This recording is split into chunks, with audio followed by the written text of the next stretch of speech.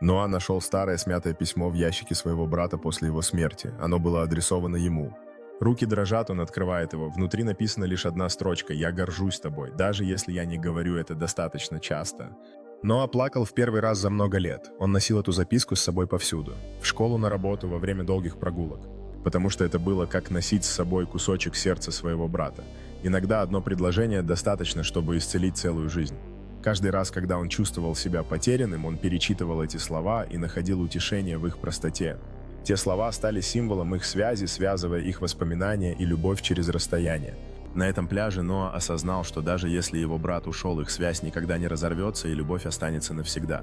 Он решил посадить дерево в память о своем брате как символ того, что жизнь продолжается. Каждый год он будет возвращаться к этому дереву, зная, что с ним всегда будет часть его брата и их воспоминаний. Он начал записывать свои мысли и воспоминания, позволяя словам стать мостом к исцелению и пониманию. Друзья вдохновились его историей, и Ноа понял, что его брат продолжает жить через эти воспоминания.